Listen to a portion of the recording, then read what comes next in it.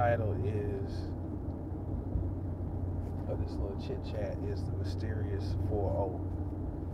And what kind of made me think about this was a few things. One, two things one of my cousins told me, who used to be a practicing, I guess you could say, Orthodox Muslim. He said as he looks back in hindsight, he said they were preparing them in the mosque, the men, to become 40. Then he told me about a surah in the Quran. It's in the Surah Al-Aqaf, I think is what it's in, and it's Ayat 16, and it talks about how a man gains full strength at 40. All right. Then I recall. Oh yeah, the other thing he said too in the conversation, he said he realized after turning 40 that he had more years behind him than he had in front of him. And I know, we can go back and forth with the, well, being super philosophical. It's all in your mind. You can live to be 200 if you really, let's just, we're being logical here. When you cross over 40, and you actually get into your 40s, you start realizing, I'm literally not a kid anymore. Although you thought you were grown before then. But then I'm reminded of my old man telling me when I was much younger, I was probably in my early 30s. And he was like, I'm looking at the Dallas skyline as I go by. It looks like a lot is going on in that downtown. And it ain't. What's happening now, Straight Panther? So my father told me, your 40s is where it's going to be at, son. He said, 40s, it's going to be your best years. And I'm like, 40s. Okay. Then I'm reminded that when I first moved to Texas, some of the mentors, my main mentors, were all men who were in their early to mid 40s. It was my brother Gary. It was his homeboy Brad. And my homeboy Brad it was Bruce. It was, all this whole group of guys who were in their 40s, and you got to think where I was coming from. I was in a state of mind when I left North Carolina to come to Texas. I was so tired that I was in the state of mind where I was thinking this at one point. This may sound crazy. I was thinking maybe if I just go to prison, it'll give me a chance just to sit still and get myself together. And that's a dismal place to be. What's happening, Ricochet? That's a dismal place to be in your thought process. So my brother, this was one of my brothers from my old man's first marriage. This was like the Black Conan the Barbarian. My brother Gary. So I came down to kind of get under his wing. He had been offering, hey, if you want to come to Texas and get yourself back on track, you can come and stay at the house and basically just follow his lead. At the time, I think I'm about 25 years old. One day, I got up. It was a Thursday, I think, like a Wednesday, I think. I called my brother and said, man, I'm ready to come to Texas. He was like, for real? He was like, come on. I got in my car. I packed up what little clothes I had, what little belongings I had, and I just struck out. 2002, June 27th of 2002, I got to Texas. And I've been here ever since.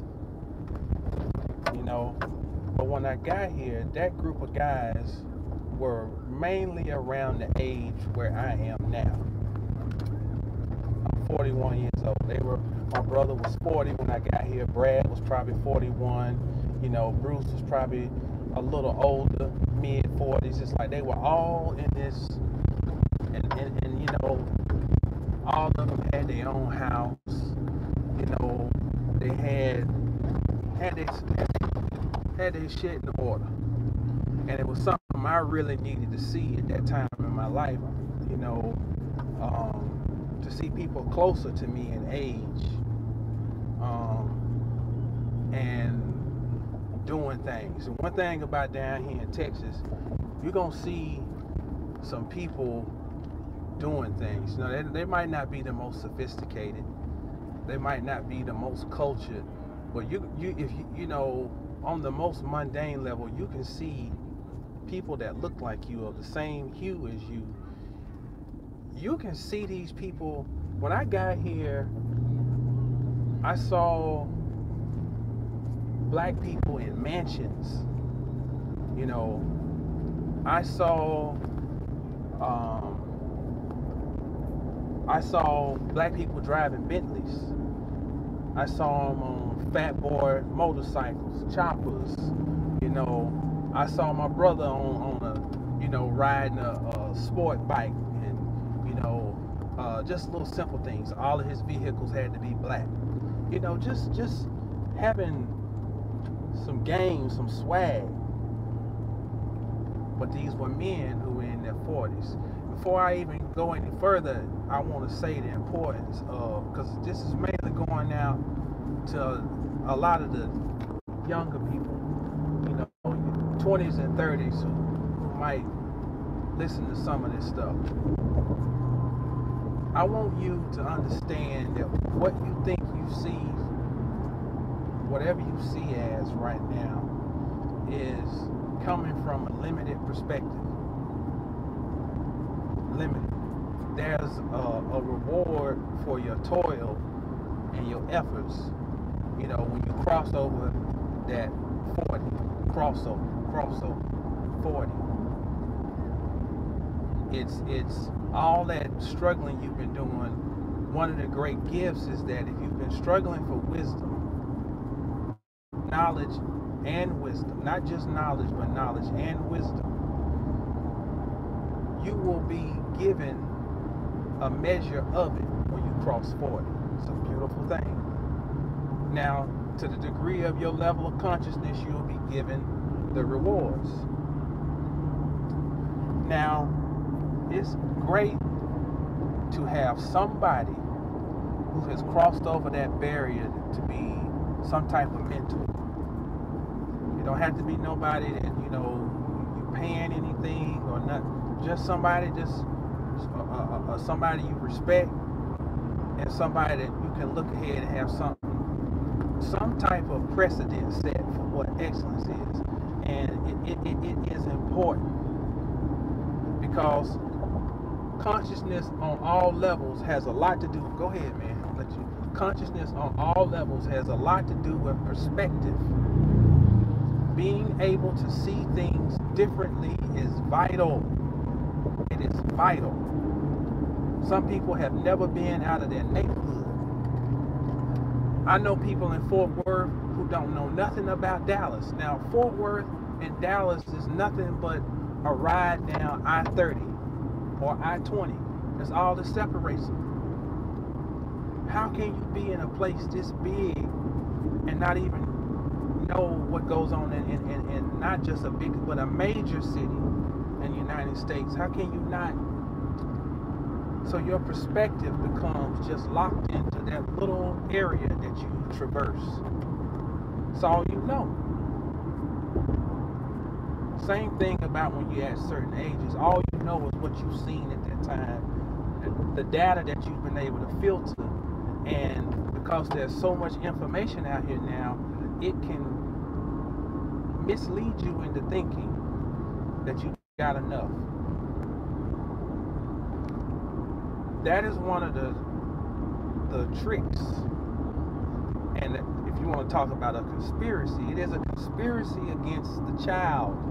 There's a book I got in Greensboro at a thrift store called The Hurried Child. And The Hurried Child is a great analogy for what consciousness is now. It's the epitome of the hurried child. Okay, you just been born, hurry up now, we got to get you up walking. All right, come on now, we got to get you out them diapers. Got to get ready for preschool. Come on, hurry, hurry, hurry, hurry. The hurried child. And this child needs to be nurtured. Child needs some tutoring. Needs time to grow. Some stuff you get on children about, it takes, you got to tell them 40 times, 40, for them to get it. And sometimes they need some pain to go along. They need some pain associated with the lesson so they'll remember.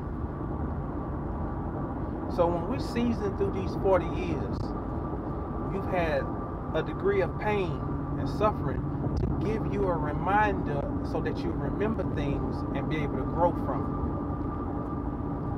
If you've been taught right, and if you've been a willing learner, participant. So the hurried child syndrome, though, is though that this rush to get somewhere, thinking that it is doing something that is beyond, but you really fall into a Western paradigm trap. The Western paradigm is one of hurry, hurry, hurry, microwave, microwave, microwave. I ain't got time for that. Text me. I don't want to talk to you on no phone. That's the Western paradigm. Speed, speed, speed, speed, speed, speed. And that's considered to be a measure of effectiveness. How fast can you go? Go, go, go, go, go, go, go. Well, then it puts more emphasis on the need to hurry the child's development. Child got to hurry up. You got to grow. Come on, we got to get you. That's part of the Industrial Revolution that comes into the Western or United States. That's the Industrial Revolution, where the child is only taught arithmetic and reading enough to be able to get into the factory to go to work. So the hurried child syndrome really metastasizes in the 19th century. And we're seeing after effects, aftershocks still of it, even in something that we consider to have nothing to do with it. You're in a hurry. Everybody's in a hurry to be a master. But it takes time to master yourself.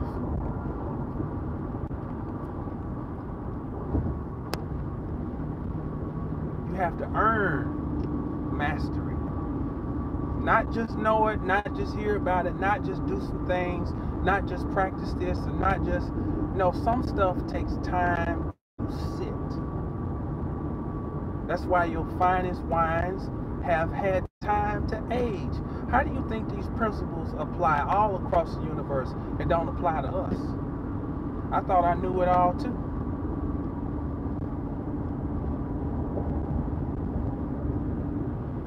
And some of those mentors I had, I ain't want to listen to them. And you're right. It's right for you to have a mind of your own. You're not supposed to be a sleepy drone. But I'm trying to tell you, wisdom comes with an aging process. On the same token, just because somebody get old don't mean they got wisdom. It's a lot of old fools. There's a balancing act that has to go on. So,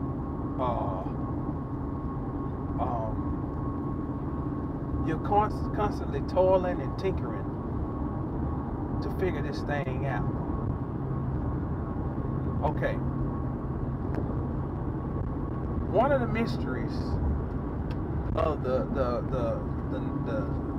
number 40 is not just about you turning 40. 40 is a mystical number that really, through what they call theosophic reduction, reduces down to 4.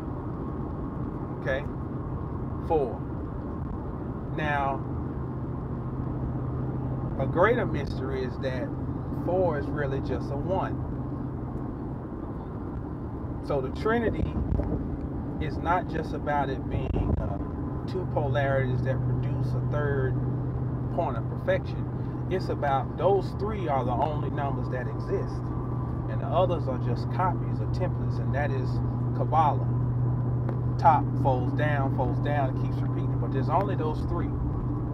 Just keeps duplicating itself. So there's 1, there's 2, there's 3, and then there's 4. So how do we arrive at this? Well, you do the simple math. You've done the video on it.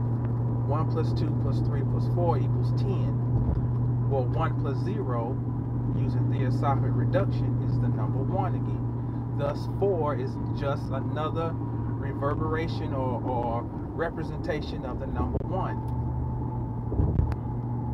So, when we're talking about 4 or 40 in your life, it literally is an opportunity for a rebirth. Now, we all know about birth.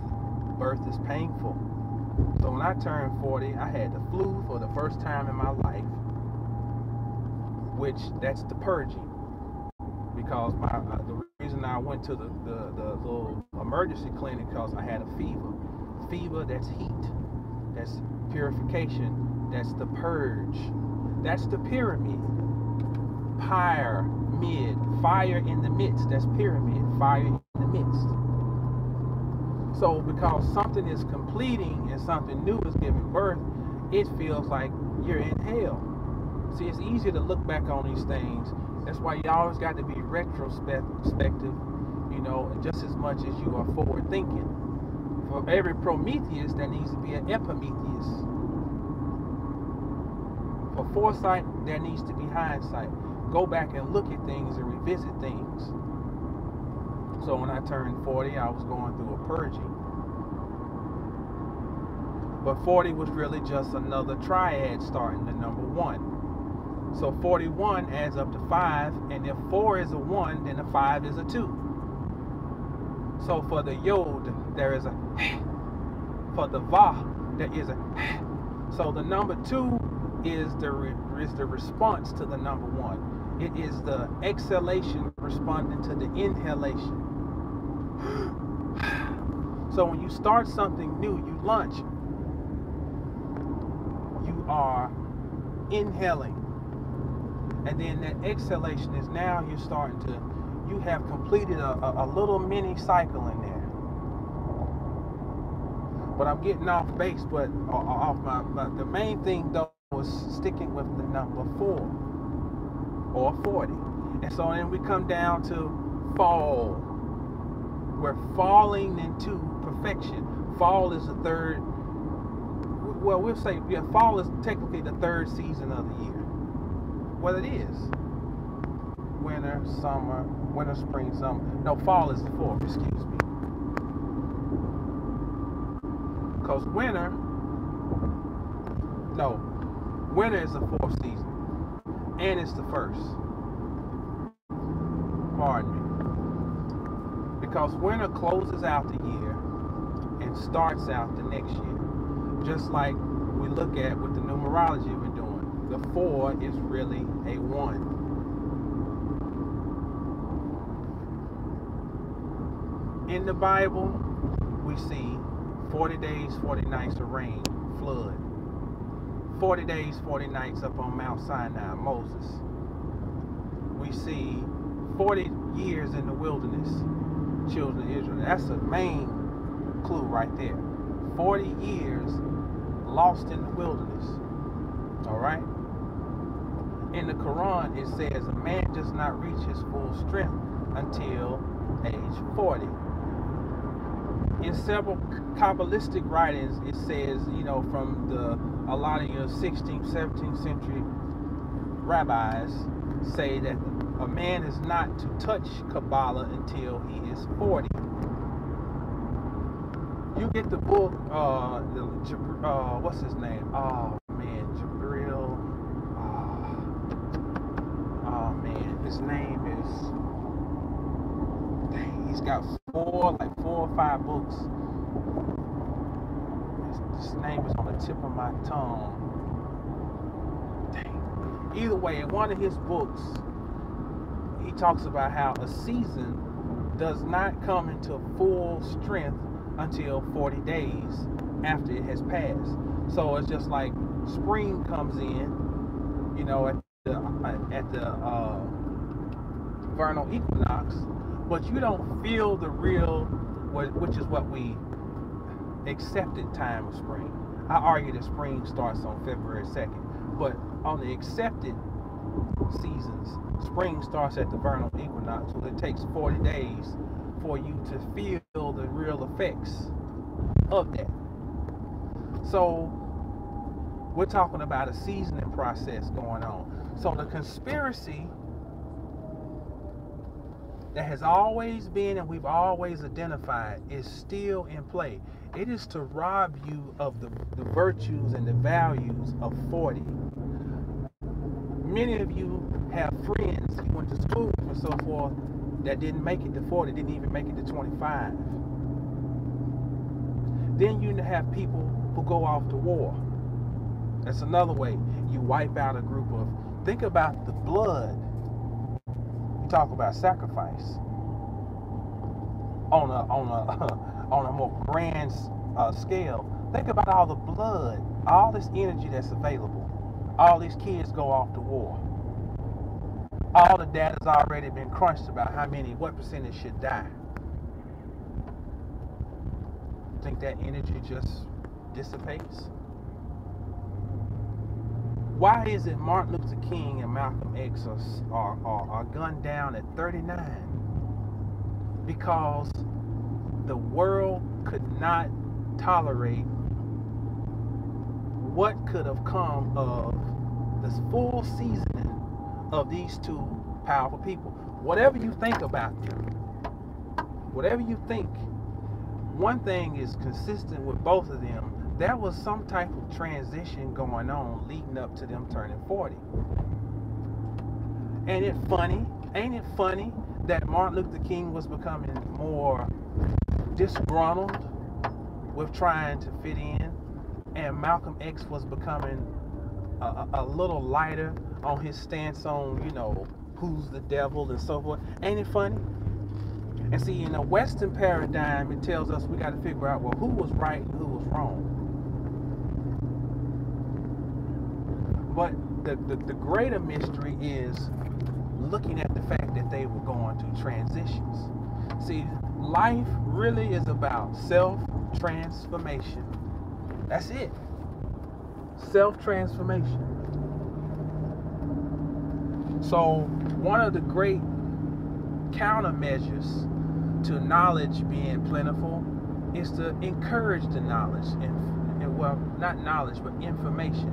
Just random goo gobs, trash bags full, barrels full of information. And then what happens is it's just like putting there's such thing as putting too much seasoning on meat. There's an art to seasoning your meat. You put not too little, not too much. And if you really want to get technical, you learn how many tablespoons of, say, salt, for example, you need to put for this amount of pounds of meat. And then you get down and become scientific. But there's an art to figuring out just the right amount of seasoning. So the thing is now this is like you got Lowry's, you got Saturn's, you got iodine salt, you got pink salt, you got all these seasonings, just a plethora of seasonings. But there has not been enough time to go through culinary school to learn the real intricate nature of combining spices. And some of these things, I don't care how much we think there's a reason why life is set up this way. Life is nothing but a ripening process. And if you really want to understand melanin, that's really, really what it comes down. It is about the ability to ripen. To ripen. It is about fruit. And when something ripens, it basically has the ability to, the word ripen literally means cook. It has the ability to cook. And you know when the fruit is ready to be picked, because hey, it's ripe enough. It ain't too rock hard. It ain't too soft to where it's ruined. It's just right. It's ripe.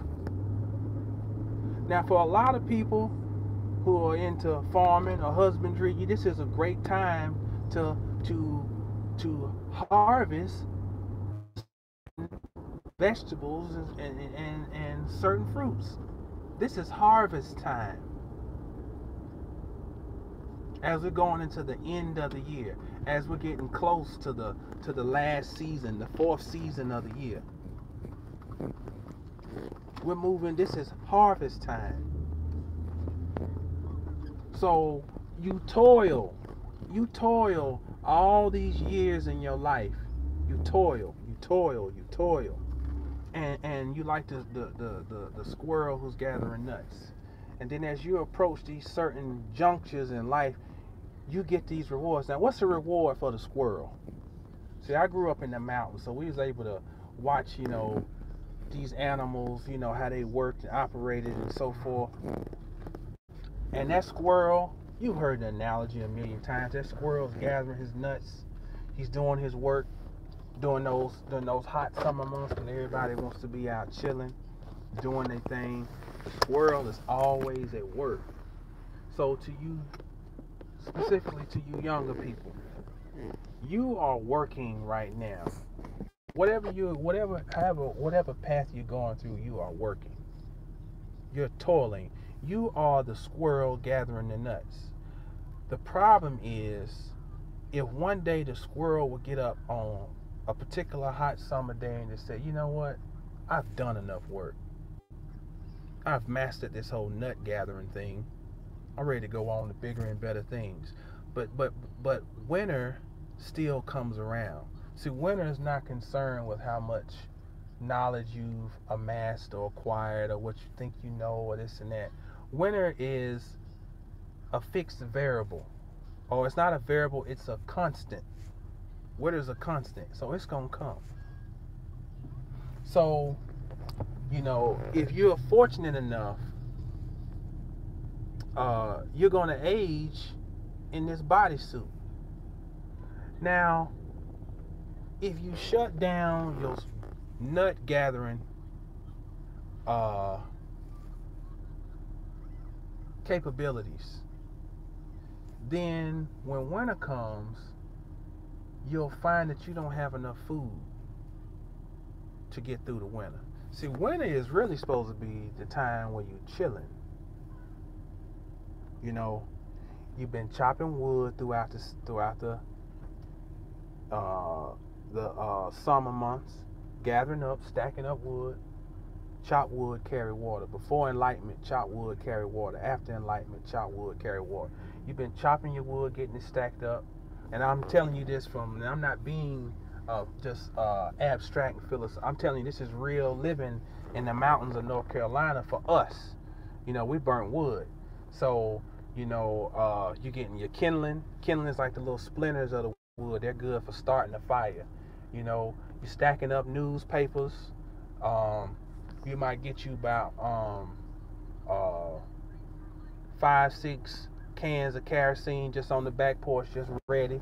When that first cold day come in and hit, you're like, oh, okay. You're reminded that winter still comes in these parts.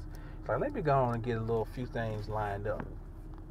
And then it allows you to transition through the winter into a new year without losing yourself. There's a conspiracy against aging, a conspiracy against toiling. There's a conspiracy against patience. Patience used to be something that, comes along with aging and so forth and toiling through the grueling nature of life. But now there's a misconception that I don't have to be patient.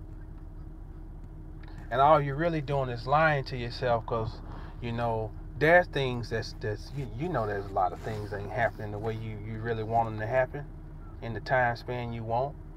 So you proclaim to be whatever that you know, and repeating things and so forth, but there's some things you ain't gonna get past. You are not going to beat the toil that comes along with having a human body. That was the purpose of getting in this. The purpose of getting into this human sleeve is to have a degree of limitation. And limitation requires that you're going to have some discipline. It requires you're going to have some patience, you know. And this is on whatever level that you think you're dealing with. Like I say, I'm enjoying the mastery of people who are not trying to be masters. I'm enjoying the mastery of people who teach metaphysics but don't even know that the word metaphysics even exists. You know, God will be somewhere where you'll not be looking for it. So that's all I got.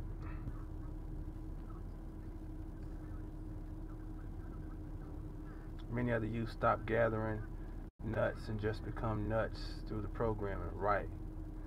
This is Quentin. Says you don't notice how stagnant most people are till you develop that mind and set for yourself. Indeed. All the youth now are joining cults. Yeah. Whether they know it or not, you know, all the programming that make black people dumb, and black and white people, everybody's dumb, you know. Uh, oh, you in Henderson? Oh man, you in Henderson County, as in Hendersonville? Now that's crazy. If that's what you're talking about. Well, but that may be a Henderson, North Carolina though, like out east though. Um, Another thing just to add on here, Vance County. Vance County. That's I heard of Vance County. You still kind of on the western part of the state though. Vance, or is that east? Vance County. Vance. Oh, okay, okay, okay. Bet. Either way, NC. All right, that's what's happening. Um, One thing about getting close to 40, well, you know, I think my abilities to observe things have gotten better. Let me tell you something that happened, and this is just I don't even know what this is, but it's just a sign of the times. People better pay close attention to the Asians. You better pay close attention to the Asians. Let me tell you something. All this stuff is in the news about race, and you know we got the whole thing down here with the guy who got shot, and you know we don't know what's what, you know, to be honest. But what I do know is that to be in Texas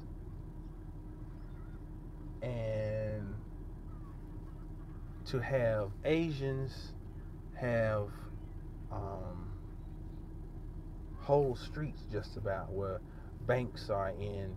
This is like on Pioneer, you know, you got like the Vietnamese bank, you know, other little business, and they completely in their script. They got their church around the corner, completely in their script. Um, um, on the other end of Pioneer, the Chinese have taken a whole shopping center, and it is adorned in their style of architecture. But this is in Texas. I ain't talking about San Francisco. This is in Texas. Okay. In Carrollton, these are all little suburbs of Dallas Fort Worth. The Japanese have a whole shopping center where it's all of their stores. There's no Dollar Tree. They got their own Japanese version of the Dollar Tree. You know, they have they have hella movies. They got the, well, you know, they're killing the anime. You know, but they this is in Texas, and I thought about it. And I know I did the whole thing about, you know, Trump's wall, and I know I'm just all off on this shit. Ain't got nothing to do with the price of tea in China. I'll do it, but that was no pun intended on that. But you know, the whole thing about a wall,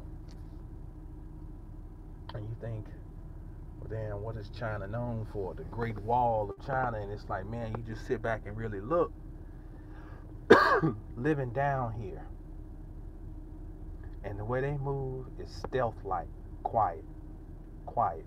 So I'm thinking, my spidey sense is like all these things going on in the news, but I see what I see going on.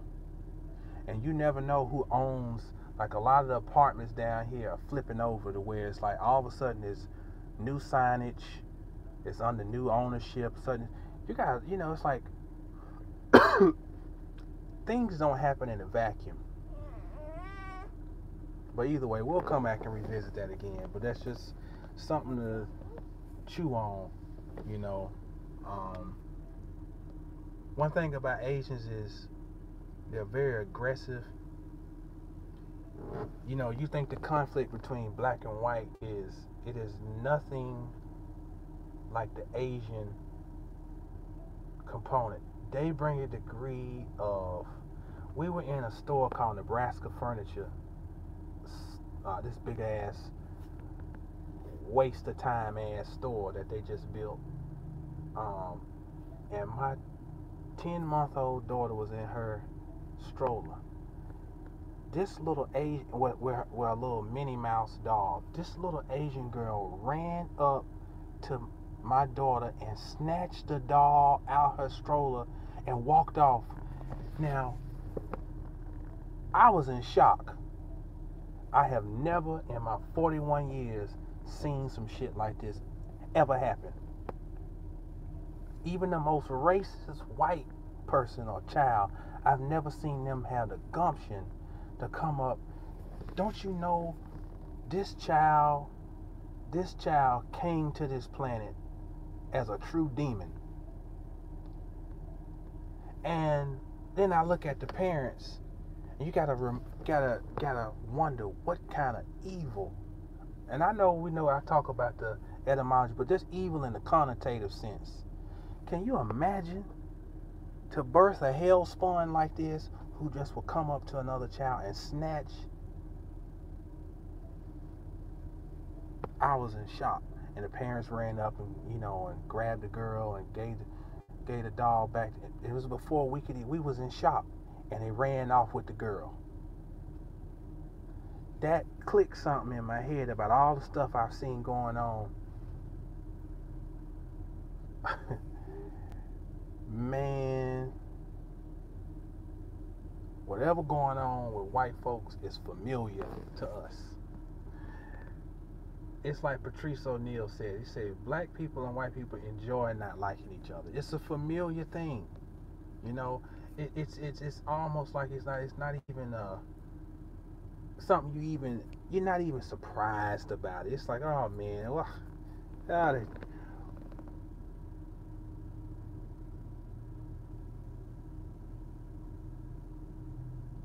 this child, I'm talking about another level of evil, is what I'm trying to say. I don't even know how to describe this. So I shudder at the thought, but it's not to be spooked out and, climb into your shell, but it is something to pay attention to. And one thing about Asians, they are astute at studying people. So it would behoove you and wherever you're at to study them. Study how they're moving, study where they're buying property. Like you say, you turn your lemon into lemonade.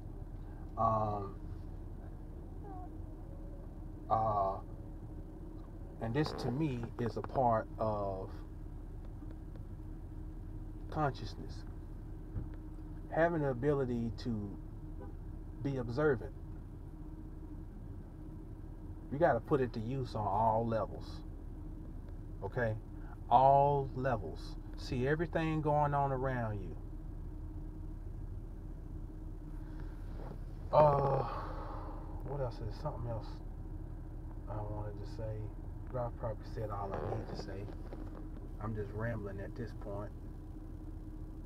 I think China holds a spear of destiny. China and Japan,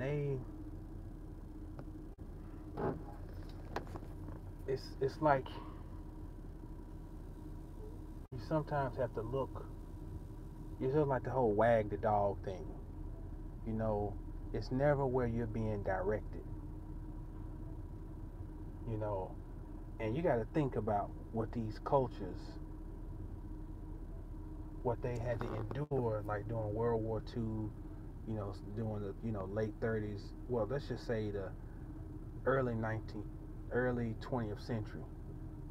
These people learned how to live subhuman, and the atrocities were ingrained generation to generation.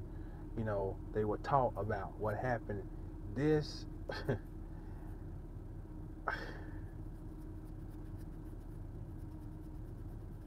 it's just gonna be interesting. It's gonna be interesting.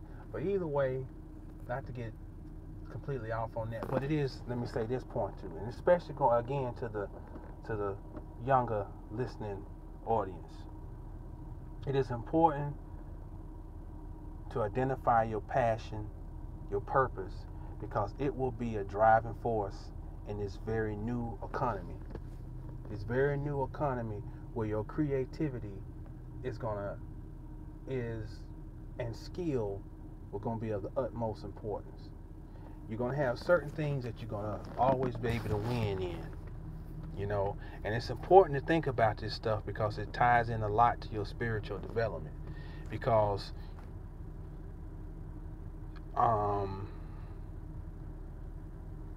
you need to know how to free yourself from stressful situations, to create whatever you consider to be your peace of mind. You're going to have to be able to strategize and put your plan together to create it. And it's going to take you being creative about how you approach your economics, everything, because everything has changed. Certain things going to always be a fixture. If you're a studious person, nursing, medical field, okay. But if you're not, if you're good with your hands, carpentry, electrical work, plumbing, and I'm gonna tell you something else.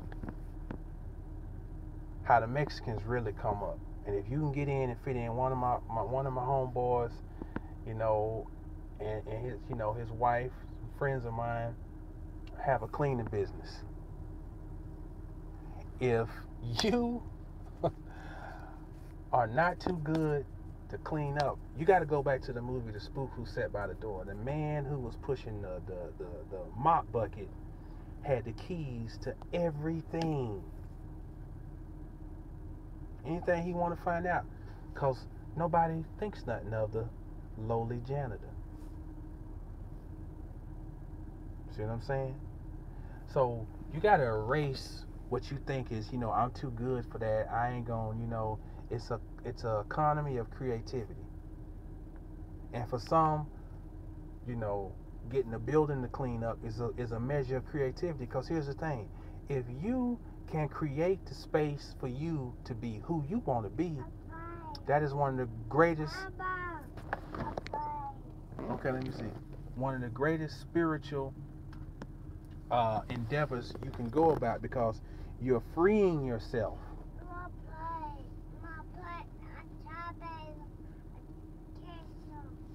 Okay. Yeah. Okay. So I just want to add that in.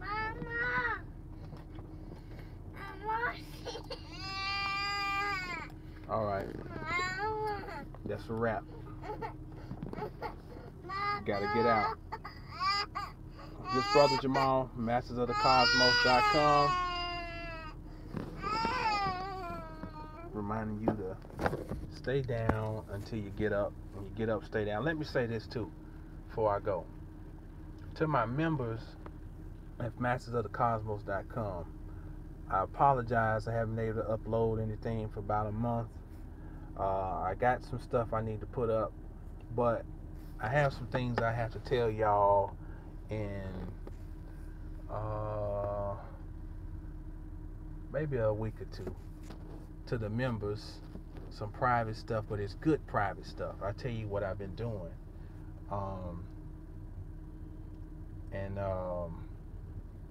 and you understand, going through a transition, but it's a good transition. So I want to apologize for not being able to post things this past, consistently throughout the summer, but about to get cranking up again in October. And look, this is one of my brothers on here. This is where I get the what's up, Tony? This is where I get the term 52 fake out. If you ever heard me refer to 52 fake out, you gotta fake it till you make it. You've heard me use the term, I gotta get me. Well, this is where it come from. This is my brother on here, Jacques McGowan. That's my brother Tony. But yeah, this is a time where you gotta be creative, and you've got to utilize your gifts. And you cannot let anybody belittle what your gifts are, and you cannot discredit your gifts because they don't seem to fit in with a status quo. In this world, this is Kabbalah, the world to come. The world to come is the world that you create. And on those words, we'll close it out. It's Brother Jamal, mastersofthecosmos.com. T-shirts are coming soon. And I'm reminding you to stay down till you get up. And when you get up, stay down. Peace.